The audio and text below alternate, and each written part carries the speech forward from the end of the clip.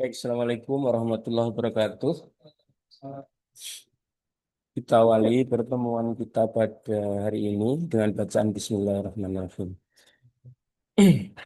Baik, kita akan lanjutkan ya materi perkuliahan kita hari ini.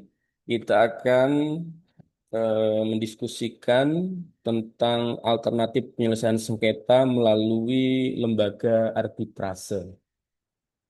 Meskipun kemarin materi sudah dibaca, dilihat melalui LMS, tapi hari ini perlu kita ulas kembali ya, kita dalami lagi agar kita paham betul mengenai tentang tata cara penyelesaian sengketa di luar peradilan, namun melalui lembaga yang bernama arbitrase.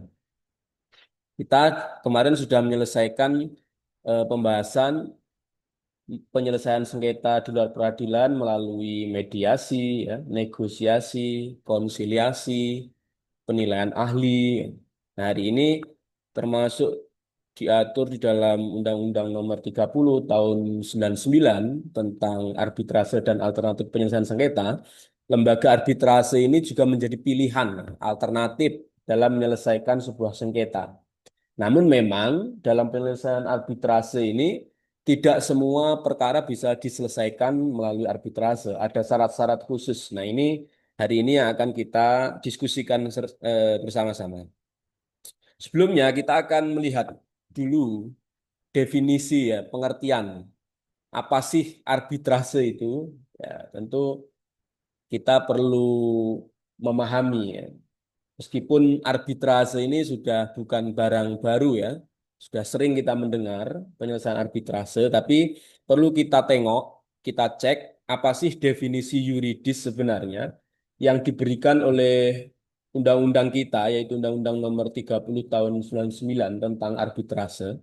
Di situ disebutkan ya di pasal 1 eh, bahwa definisi arbitrase ya itu adalah cara penyelesaian suatu sengketa perdata di luar peradilan umum yang didasarkan pada perjanjian arbitrase yang dibuat secara tertulis oleh para pihak yang bersengketa.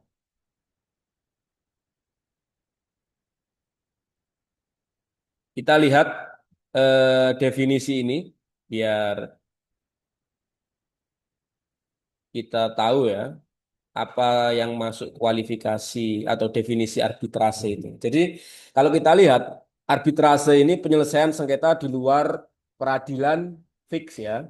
Tetapi di sini disebutkan bahwa penyelesaian ini menyangkut soal perkara perdata, ya kan? Kalau di luar perdata bagaimana? Ya tentu pidana dan lain-lain termasuk putusan tata usaha negara itu tidak bisa diselesaikan melalui mekanisme arbitrase. Jadi harus atau terbatas hanya pada perkara-perkara perdata. Dan didasarkan pada perjanjian arbitrase yang dibuat secara tertulis. Ini unsur penting ya. Jadi satu sengketa bisa diselesaikan di lembaga arbitrase. Syarat utamanya adalah ada perjanjian arbitrase tertulis dari pihak-pihak. Jadi, untuk bisa perkara atau sengketa itu diselesaikan di arbitrase, harus ada klausul kesepakatan dalam perjanjian di antara kedua belah pihak itu yang mengatur tentang kesepakatan bahwa ketika terjadi sengketa akan diselesaikan melalui arbitrase. Perjanjian ini bisa dibuat sebelum terjadi sengketa. Misalkan kita sedang melakukan transaksi bisnis ya, atau membuat satu kontrak bisnis. Dalam satu perjanjian kontrak itu kan ada beberapa klausul pasal ya. Termasuk di dalamnya itu ada klausul yang mengatur tentang penyelesaian sengketa. Biasanya kan redaksinya di situ ditulis apabila terjadi sengketa, maka akan diselesaikan pertama melalui jalur musyawarah. Apabila gagal, akan diselesaikan melalui pengadilan negeri. Itu namanya klausul penyelesaian sengketa. Nah, kalau ada klausul yang menyebutkan di situ bahwa ketika terjadi sengketa akan diselesaikan melalui lembaga arbitrase, maka pengadilan negeri tidak lagi punya kewenangan untuk menyelesaikan sengketa itu. Jadi kesepakatan ini memang dibuat oleh para pihak, jadi tidak boleh sepihak. Pada saat kita melakukan transaksi bisnis, membuat kontrak usaha bisnis, ya, apapun itu jasa, itu di dalam kontrak perjanjiannya ditambahkan klausul penyelesaian sengketa apabila terjadi sengketa akan diselesaikan melalui arbitrase, bukan melalui pengadilan negeri. Kalau ditulis pengadilan negeri, bagaimana Pak? Apakah bisa nanti jika terjadi sengketa lalu para pihak bersepakat untuk menyelesaikan di arbitrase? Ya harus dibuat adendum perjanjian baru, kesepakatan baru bahwa akan diselesaikan di arbitrase untuk menganulir perjanjian yang awal tadi. Tetapi kalau di perjanjian itu sudah ditulis dan disepakati bahwa penyelesaian sengketa akan diselesaikan melalui arbitrase, maka pengadilan negeri kehilangan kompetensi absolutnya, tidak berwenang lagi untuk memeriksa, harus diselesaikan melalui arbitrase. Jadi arbitrase ini kuncinya harus disepakati oleh pihak-pihak, karena tidak ada arbitrase tanpa kesepakatan. Ini adigium atau postulat dalam konsep arbitrase, yaitu no arbitration without agreement. Jadi tidak ada arbitrase tanpa ada kesepakatan perjanjian. Jadi tidak bisa, misalkan tidak disepakati secara sepihak, saya akan menyelesaikan ke arbitrase, sementara pihak satunya nggak mau, ya nggak bisa dilaksanakan. Karena memang ini prinsipnya itu kan penyelesaian sengketa alternatif itu selalu harus ada kesepakatannya, itikat baik para pihak.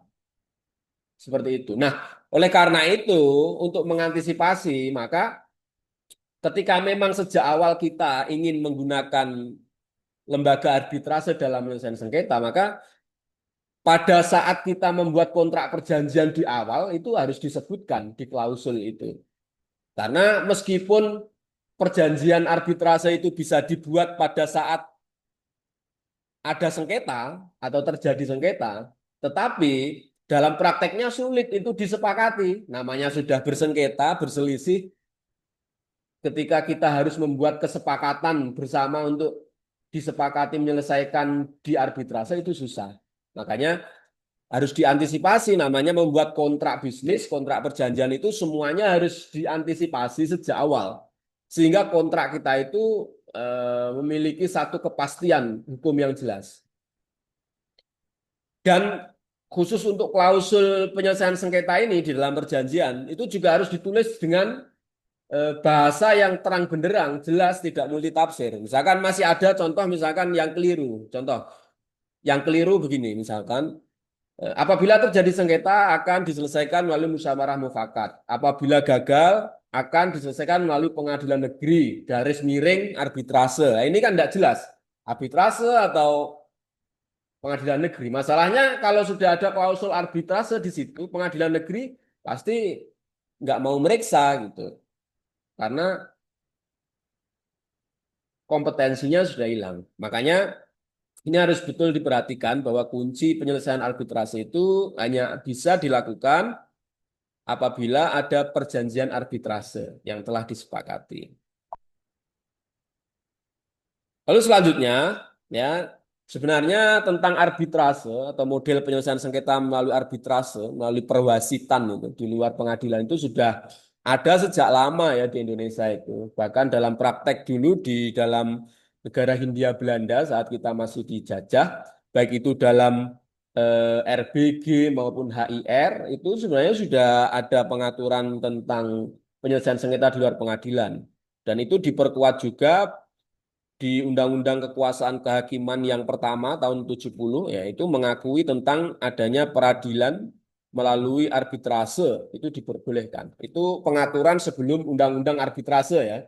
Undang-Undang Arbitrase ini kan ada tahun 99 ya pasca reformasi itu ketika ada krisis ekonomi jadi ada paket kebijakan untuk mengatasi masalah krisis ekonomi salah satunya adalah adanya Undang-Undang Nomor 30 Tahun 99 tentang arbitrase dan alternatif penyelesaian sengketa. Ini kita bisa lihat bahwa ternyata arbitrase itu sudah ada sejak lama. Dan praktek itu tidak hanya ada di Indonesia, secara internasional, di dunia internasional, arbitrase ini sudah ada. Dan penyelesaian arbitrase itu cenderung lebih disukai ya, lebih disukai karena memang arbitrase ini memiliki kelebihan-kelebihan jika dibandingkan dengan peradilan umum. Nah, nanti kelebihannya seperti apa kita akan lihat. Nah, saat ini dasar hukum arbitrase ya, penyelesaian sengketa melalui arbitrase, yaitu ada beberapa regulasi atau kerangka hukum yang menjadi dasar. Salah satunya ada beberapa konvensi yang diratifikasi ya. Ada konvensi tahun 65 tentang penyelesaian perselisihan antar negara dan warga negara asing mengenai penanaman modal. Itu juga bagian dari konvensi tentang penyelesaian di luar peradilan. Lalu ada ini yang paling terkenal yaitu Konvensi New York tahun 58 yang sudah diratifikasi melalui Kepres nomor 34 tahun 81. Ini konvensi tentang eksekusi atas putusan arbitrase yang dibuat di negara asing. Jadi negara-negara yang meratifikasi ini berarti secara dunia internasional dia memang diakui atau mengakui tentang putusan arbitrase dimanapun itu diputuskan karena lembaga arbitrase itu tidak selalu harus diputus di negara tertentu ya. Jadi bisa saja sengketa itu diputus melalui arbitrase di Singapura, di Paris, ya, di New York gitu. Jadi lebih fleksibel. Misalkan terjadi sengketa bisnis antara perusahaan Indonesia dengan perusahaan Amerika, biasanya bisa memilih arbitrase, lembaga penyelesaian arbitrase di negara lain karena agar posisinya lebih netral. Kalau diselesaikan di pengadilan Indonesia kan tidak netral posisinya. Nah, bisa kemudian ini kelebihan arbitrase, bisa memilih lembaga arbitrase internasional misalkan di Singapura atau di Paris itu bisa diselesaikan di situ sengketanya dan putusannya bisa dieksekusi secara langsung nanti putusannya karena negara kita juga meratifikasi Konvensi New York tadi, pengakuan atas putusan arbitrase yang dibuat di negara asing. Nah, regulasi undang-undang seperti yang tadi sudah saya singgung itu ada di Undang-Undang 30 tahun 99 yang secara khusus ya mengatur tentang arbitrase dan alternatif penyelesaian sengketa.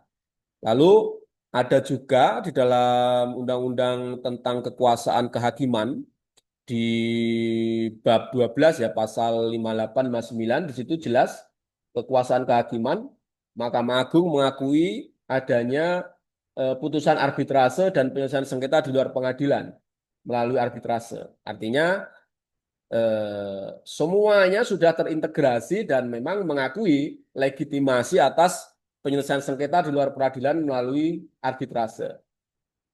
Dan nanti putusan arbitrase itu kalau memang tidak bisa dilaksanakan secara sukarela oleh para pihak, maka para pihak bisa mengajukan eksekusi putusan arbitrase itu ke pengadilan negeri di lingkungan Mahkamah Agung. Artinya ini sudah ada sinergi dan integrasi yang diatur dalam Undang-Undang Arbitrase dan Undang-Undang Kekuasaan Kehakiman.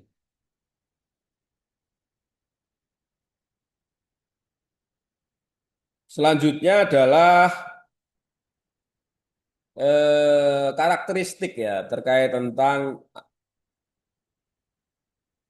lembaga arbitrase ini, penyelesaian melalui arbitrase. Yang pertama, arbitrase itu proses peradilan ya bisa dikatakan swasta ya karena di luar lingkungan Mahkamah Agung, bukan peradilan negeri lah gitu. Jadi bisa disebut peradilan swasta, boleh saja disebut begitu.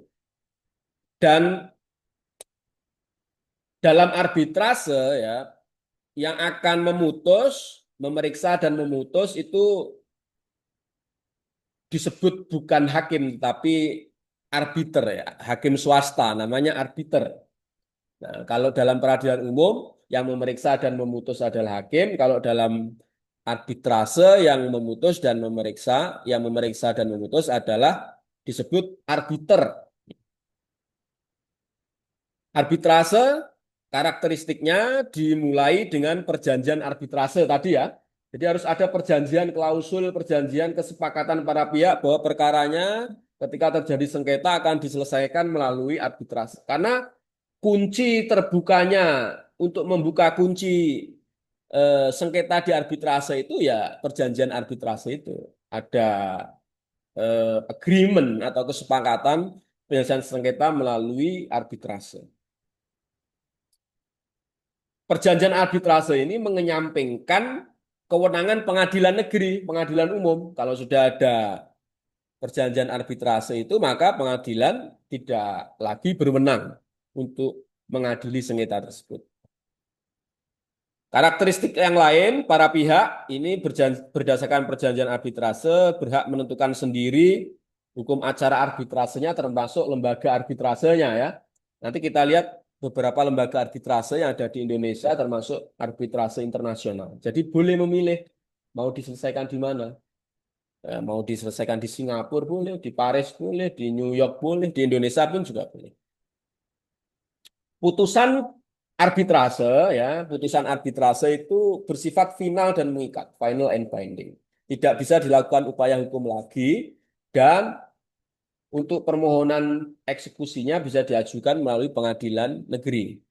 Nanti ada ketentuan khusus ya untuk bisa dibatalkan putusan arbitrase itu nah, ketika ada satu kriteria-kriteria yang memenuhi syarat dalam yang diatur dalam Undang-Undang Arbitrase, termasuk misalkan ditemukan ternyata bukti yang digunakan adalah palsu, ada tipu muslihat dalam proses memutus perkara, nanti bisa dibatalkan.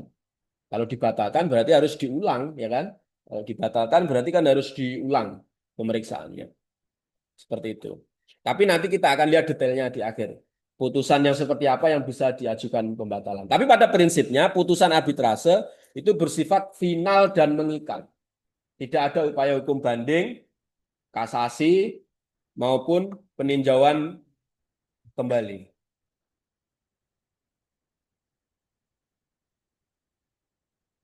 Nah, apa saja sih sebenarnya kelebihan arbitrase itu sehingga bisa menjadi pilihan ya daripada peradilan umum.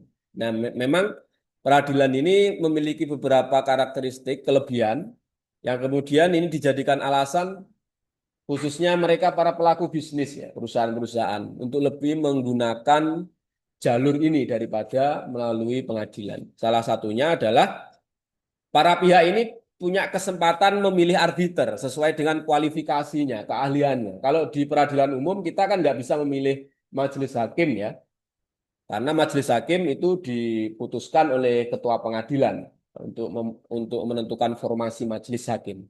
Tapi dalam arbitrase kita para pihak bisa memilih majelis arbiter. Ya, kita bisa memilih misalkan sengketa kita mengenai tentang eh, bisnis batu bara. Ya kita bisa memilih kualifikasi arbiter yang memang punya pengalaman latar belakang menangani sengketa bisnis batu bara. Atau sengketa penanaman modal. Atau sengketa bisnis yang lain. Misalkan sengketa tentang hak cipta. Ya kita bisa melihat dan memilih arbiter yang punya background latar belakang terkait tentang hak cipta sehingga yang memeriksa perkara ini tuh betul-betul qualified ya, betul-betul mengerti isunya. Kalau di peradilan umum itu kan hakim kan umum ya, tidak ada kualifikasi hakim tertentu.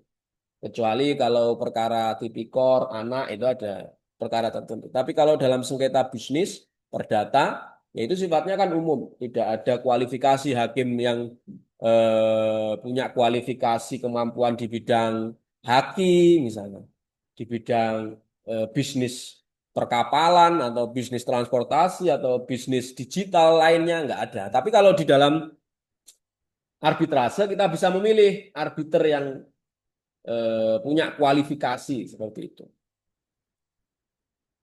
Kelebihannya yang kedua, sengketa akan diputus oleh pihak yang netral. Jadi kita bisa memilih lembaga arbitrase yang netral. Misalkan sengketa kita antara perusahaan Indonesia dengan asing, kita bisa memilih tempat arbitrase itu diputus atau diperiksa di mana. Kita bisa memilih ya. Apakah misalkan di Swiss, ya, di Paris, ya, ataupun misalkan di Singapura. Jadi itu kelebihannya, kita lebih bisa memilih netral, lebih netral, karena lebih fleksibel ya. Dan hukum acaranya bersifat tertutup ya, privasinya terjaga. Ya. Kalau peradilan umum, ya, sengketa pemeriksaan dan memutus sengketa persidangannya itu kan terbuka untuk umum ya. Kan sudah jelas itu hakim kalau membuka sidang, sidang dinyatakan dibuka dan terbuka untuk umum. Berarti semua orang bisa lihat, bisa ngakses gitu. Nah, kalau sengketa bisnis ini riskan. Ya, pelaku bisnis biasanya lebih mengkip persoalan-persoalan sengketa yang ada di perusahaan karena untuk menjaga trust terhadap konsumen, ya, terhadap nasabah misalkan bank. Ya. Ini penting untuk menjaga trust karena masyarakat itu kalau melihat perusahaan ini sedang bersengketa, mereka akan punya asumsi langsung menyimpulkan bahwa wah berarti perusahaan ini sedang bermasalah. Ya. Kalau kemudian bisnisnya bergerak di bidang investasi, penanaman modal, ya, ya tentu masyarakat akan kehilangan kepercayaan, takut ya, untuk menyimpan uangnya atau melakukan transaksi bisnis dengan perusahaan-perusahaan terkait. Makanya lebih dipilih karena memang eh, bersifat rahasia, tertutup. Hukum acaranya lebih fleksibel, baik lokasi, tata cara pembuktiannya lebih fleksibel, bahasanya ya. Kalau di Indonesia itu kan wajib menggunakan bahasa Indonesia peradilan umum itu. Nah, kalau sengketa kita dengan perusahaan Singapura misalkan, ya kan? Ya kan susah mereka mengerti bahasa Indonesia, maka bisa dipilih tempat yang netral untuk memeriksa perkara itu. Waktu yang dibutuhkan relatif lebih cepat ya karena tidak ada upaya hukum banding kasasi. 180 hari dan bisa diperpanjang atas kesepakatan para pihak. 180 hari itu kan 4 bulan. Kalau kita peradilan umum, 4 bulan itu baru selesai di tingkat pertama aja. Nanti kalau ada upaya hukum banding, ada upaya hukum kasasi, ya lebih dari 1 tahun membutuhkan waktu. Sehingga ini nggak efektif bagi para pelaku usaha menghabiskan waktu, energi, biaya, sehingga mereka lebih memilih penyelesaian sengketa di arbitrase. Kerahasiaan dijaga, putusan bersifat final dan mengikat, langsung dapat dieksekusi. Dalam sengketa internasional, eksekusi dapat dilakukan di luar yurisdiksi satu negara. Ketika negara itu sudah meratifikasi konvensi New York tadi. Jadi bisa dieksekusi di Indonesia, misalkan sengketa bisnisnya, objek sengketanya ada di Indonesia, tapi kita memilih eh, arbitrase di Singapura. Ya. Nanti putusan arbitrase Singapura itu bisa diajukan eksekusi di Indonesia. Karena Indonesia sudah meratifikasi konvensi New York, gitu ya. Itu kelebihan-kelebihannya. Nah, kelemahannya tentu ada ya. Kelemahannya memang tidak semua kasus atau perkara bisa diselesaikan di arbitrase. Tadi sudah dijelaskan secara jelas di Undang-Undang 30 tahun 1999 bahwa yang bisa diselesaikan di arbitrase adalah perkara perdata. Kalau pidana ya nggak bisa, administrasi ya nggak bisa. Pihak yang berperkara di forum arbitrase harus siap dengan biaya ekstra. Memang costly ini sedikit pricey ya, sedikit mahal. Kenapa? Karena memang eh, kita harus membayar arbitrase, arbiter itu ada tarifnya khusus ya di sana. Kita bisa lihat. Dan cenderung lebih mahal memang. Apalagi nanti kalau kita memilih arbitrase ad hoc. Kalau arbitrase ad hoc itu kita bersidang tidak harus di lembaga arbitrase itu. Bisa membuat tempat persidangan sendiri, bisa membuat fasilitas persidangan sendiri, misalkan di hotel. Kita nggak nyaman sidang di arbitrase. Ya, ini perusahaan-perusahaan besar, ya kan? Dia bisa membuat lokasi sidang sendiri, menyewa hotel ya, yang lebih private, fasilitasnya lebih mewah, karena ini kan para pebisnis-pebisnis kaya raya misalkan begitu, biar lebih private saja. Nah, itu kan sangat costly sekali ya. Nah, memang kelemahannya ini agak sedikit mahal. Mahal tapi kan waktunya cepat. Dan tadi beberapa fasilitas ya, termasuk lebih kerahasiaan terjaga ya. Para pelaku usaha mahal itu bukan satu persoalan.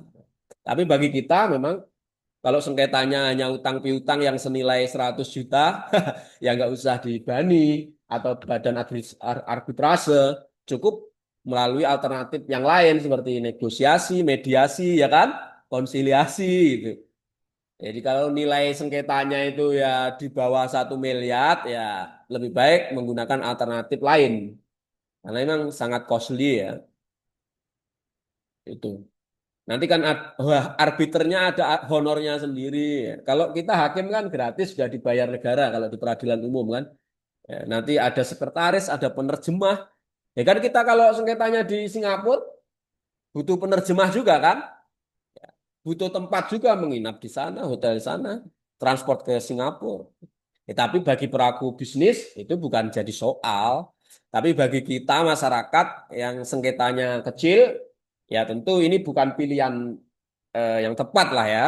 Tapi memang kita harus tahu bahwa inilah ada pilihan ini ya. Kalau kalian nanti jadi advokat yang mendampingi para pelaku-pelaku usaha besar dan harus diselesaikan di lembaga arbitrase, ya kalian harus bisa. Nah, itu tadi adalah pokok-pokok eh, karakteristik hukum acara arbitrase. Kalau di dalam Undang-Undang 30 tahun 99 ini disebutkan ya bahwa sengketa yang diselesaikan di arbitrase itu sengketa bisnis di bidang perdagangan mengenai hak yang menurut hukum peraturan perundang-undangan dikuasai sepenuhnya oleh para pihak. Memang yang disengketakan objek sengketanya itu merupakan hak miliknya para pihak masing-masing. Misalkan objek sengketanya tanah, aset itu memang miliknya para pihak. Tapi kalau yang disengketakan tanahnya negara atau tanah yang bukan milik para pihak ya nggak bisa. Nah, arbitrase itu ada dua jenis. Ada arbitrase ad hoc dan arbitrase institusional. Arbitrase ad hoc ini arbitrase yang dibentuk khusus untuk menyelesaikan satu sengketa tertentu. Jadi ad hoc itu berarti dibentuk hanya menyelesaikan kasus itu aja. Setelah kasus selesai, bubar. Namanya ad hoc. Misalkan kita punya sengketa bisnis batu bara dan kita mau selesaikan nanti bentuk arbitrase ad hoc. Nanti bisa memilih arbiter itu kan bebas ya kan. Nah, di Indonesia itu banyak arbiter. Saya punya kenalan banyak arbiter termasuk dosen-dosen saya di Universitas 11 Maret. Banyak Prof. Emi yang di 11 Maret itu juga arbiter internasional juga. Terlisensi. Nanti jadi tidak harus kita daftar di sana ya, daftar di lembaga arbitrase. Kita bisa membuat arbitrase sendiri ad hoc atas kesepakatan para pihak. Nah, memang harus diawali satu klausul perjanjian arbitrase tadi sebagai syarat utama, ya, syarat utama. Perkara itu bisa diselesaikan melalui arbitrase. Yang kedua ada arbitrase institusional ya. Arbitrase institusional ini memang lembaganya sudah ada. Dia tidak menyelesaikan satu sengketa tertentu, lembaga itu terus eksis ada institusinya. Nah ini arbitrase institusional ya, yang ada di Indonesia itu ada BANI ya, Badan Arbitrase Nasional Indonesia, lalu ada BAPMI, Badan Arbitrase Pasar Modal Indonesia, lalu ada juga Basarnas, Badan Arbitrase Syariah Nasional. Ini untuk menyelesaikan sengketa ekonomi syariah, perbankan-perbankan syariah. Saya pernah menjadi kuasa salah satu eh, bank BUMN yang bergerak di ekonomi syariah, sengketa arbitrase di Basarnas dan mengajukan eksekusi putusan. Kalau putusannya karena Basarnas ini sengketa ekonomi syariah tidak di pengadilan negeri, tapi di pengadilan agama. Kemarin saya mengajukan eksekusi di pengadilan agama Madiun dan Ngawi. Nah, ini salah satu contoh dari arbitrase institusional di Indonesia. Kalau di luar negeri apa saja? Ini ada ICC ya, International Chamber of Commerce. Ini di Paris, Prancis sana. Lalu ada International Court of Arbitration, lalu ada London Court of International Arbitration, LCIA, sama Singapore International Arbitration Center atau CIIC. Ini beberapa arbitrase, lembaga arbitrase di luar negeri. Kita bisa memilih itu. Seperti sengketanya Pertamina dengan perusahaan asing apa yang sempat ramai itu ya, itu diselesaikan di lembaga arbitrase internasional. Itu lembaga-lembaga arbitrase institusional ya yang ada di Indonesia maupun di luar Indonesia atau di luar negeri. Nah, ini mempertegas kembali lagi ini di hukum acara arbitrase di pasal 1 ayat 3 Undang-Undang tentang arbitrase disebutkan bahwa perjanjian arbitrase yang sudah saya jelaskan tadi ini harus ada dan tertulis, tidak boleh lisan. Nah, ini bisa dibuat sebelum sengketa timbul maupun setelah timbul. Jadi harus ada klausul penyelesaian sengketa di dalam perjanjian bisnis atau kontrak bisnisnya. Pasal 11 perjanjian arbitrase tadi meniadakan hak para pihak untuk mengajukan penyelesaian sengketa di pengadilan negeri ya. Ini ketentuan normatifnya. Tadi saya sudah jelaskan, ini ketentuan normatifnya. Kemudian di pasal 11 ayat 2, pengadilan negeri wajib menolak dan tidak akan campur tangan di dalam satu penyelesaian sengketa yang telah ditetapkan melalui arbitrase. Ini ya. Ini dasar normatifnya. Penyelesaian sengketa di arbitrase itu paling lama 180 hari, tadi sudah saya singgung, dan bisa diperpanjang ya, berdasarkan kesepakatan para pihak. Ini diatur di pasal 48.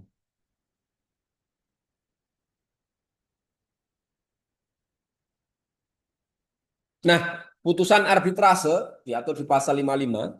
Putusan arbitrase ini bersifat final dan mengikat, lalu apabila pemeriksaan sengketa telah selesai, pemeriksaan segera ditutup dan ditetapkan hari sidang untuk mengucapkan putusan arbitrase. Jadi putusan ditutup untuk rapat, itu setelah itu harus diucapkan putusan arbitrasenya. Paling lama 30 hari setelah persidangan ditutup.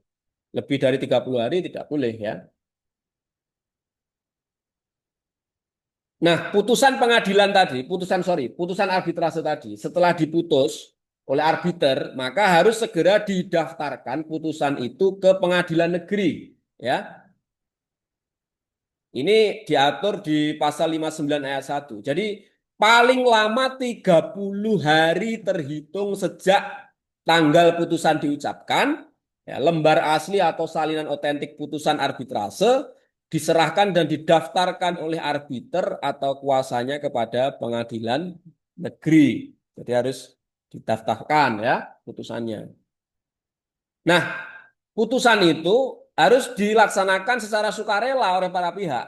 Ya. Tapi kalau para pihak tidak melaksanakan putusan itu secara sukarela, maka putusan bisa diajukan eksekusi oleh para pihak ya ke pengadilan negeri. Jadi eksekutornya tetap pengadilan negeri. Arbitrase tidak memiliki eksekutor. Eksekutornya tetap melalui pengadilan negeri.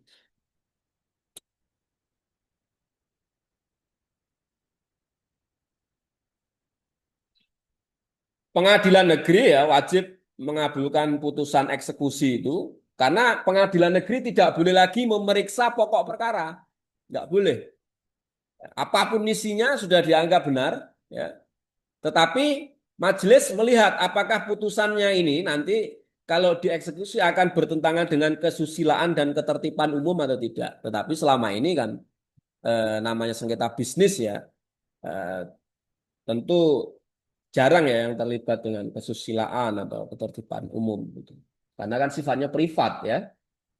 Nah, maka harus dilaksanakan putusan, dieksekusi, mohon maaf. Putusannya itu dilaksanakan oleh pengadilan negeri. Pengadilan negeri akan memanggil para pihak untuk en manning ya, untuk diperingatkan seperti seperti upaya eksekusi biasanya. Jadi para pihak dipanggil untuk en manning diperingatkan, kamu mau dieksekusi loh ini. Kalau nggak segera dilaksanakan putusannya gitu. Tetap ada upaya untuk melaksanakan secara sukarela. Misalkan untuk menyerahkan aset atau meninggalkan aset atau menjual aset. Kalau enggak ya akan dieksekusi melalui eksekusi pengadilan. Kalau tanah ya akan dijual melalui proses lelang, gitu ya. Nah, ini tentang upaya hukum putusan arbitrase. Pada prinsipnya sekali lagi putusan arbitrase itu kan sifatnya final dan mengikat. Tidak ada upaya hukum banding kasasi. Final and binding. Final and binding. Ya, putusan final dan mengikat. Nah, namun ya di pasal 71 Undang-Undang Arbitrase ini menyebutkan begini. Permohonan pembatalan putusan arbitrase harus diajukan secara tertulis dalam waktu paling lama 30 hari sejak ada penyerahan dan pendaftaran putusan arbitrase kepada pengadilan negeri. Artinya di sini dibuka pintu untuk ada pengajuan pembatalan putusan arbitrase. Ya. Maksimal 30 hari setelah putusan arbitrase itu didaftarkan di pengadilan negeri. Alasannya apa? Nah, ini disebutkan di sini. Sangat limitatif sekali ya. Putusan arbitrase itu bisa dibatalkan atau bisa diajukan pembatalan ke pengadilan negeri apabila ini diatur di pasal 70. Yang pertama, surat atau dokumen yang diajukan dalam pemeriksaan setelah putusan dijatuhkan diakui palsu atau dinyatakan palsu. Jadi alat bukti saat persidangan di arbitrase ditemukan ternyata diakui oleh pihak itu palsu atau dinyatakan palsu. Yang menyatakan palsu itu siapa ya? Harus ada lembaga resmi yang menyatakan palsu. Misalkan tanda tangan palsu, ini berarti melalui forensik misalkan ternyata tanda tangan palsu, dokumen palsu. Ada lembaga yang berwenang menyatakan dokumen itu palsu. Kalau itu palsu ternyata maka bisa diajukan upaya pembatalan putusan arbitrase. Atau yang kedua, setelah putusan diambil atau eh, setelah putusan diambil ditemukan dokumen yang bersifat menentukan yang disembunyikan oleh pihak lawan. Ada novum istilahnya ya, bukti yang ternyata ini sangat krusial, menentukan. Bukti sangat penting tapi ternyata disembunyikan oleh salah satu pihak dan telah ditemukan. Berarti ada novum ini ya kan? Nah, ya, bukti baru itu bisa dibatalkan. Ya, diajukan pembatalan dulu ke PN atas putusan arbitrase tadi, nanti baru kemudian dipersidangkan lagi, diarbitrase lagi gitu ya, diperiksa ulang ya karena ada sesuatu yang sifatnya force majeure ini di luar pengetahuan majelis hakim juga, majelis arbiter juga misalnya. Atau yang terakhir, yang C itu putusan diambil dari hasil tipu muslihat yang dilakukan oleh salah satu pihak dalam pemeriksaan sengketa. Jadi ada tipu muslihat ya, penipuan nah, apa ya? Ya tipu muslihat, nah, menipu, mengelabui ya salah satu pihak dan itu bisa dibuktikan bahwa saat proses pemeriksaan sengketa ya, di arbitrase ternyata salah satu pihaknya itu ada tipu muslihat, dikelabui, ada upaya-upaya memang dapat dibuktikan adanya satu tindakan tipu muslihat, maka bisa diajukan putusan. Nah, semua ini tentu harus diajukan pembatalan. Nah, semua ini harus dibuktikan nanti ya di pengadilan negeri karena upaya pembatalan putusan arbitrase ini kan di pengadilan negeri. Nanti harus dibuktikan itu di pengadilan negeri bahwa salah satu dari tiga syarat tadi bisa dibuktikan dan bisa dipenuhi, baru putusan akan dibatalkan. Kalau dibatalkan ya nanti akan diperiksa ulang di arbitrase. Seperti itu penjelasan hari ini ya terkait tentang arbitrase. Silakan kalau ada yang ditanyakan atau mungkin didiskusikan ya. Monggo. Ya, silakan. Misalnya kan izin arbitrase ini atas dasar adanya kontrak dari kedua belah Ya. yang mana menyebutkan klausul adanya penyelesaian di lembaga arbitrase. Nah, kemudian lembaga arbitrase ini kan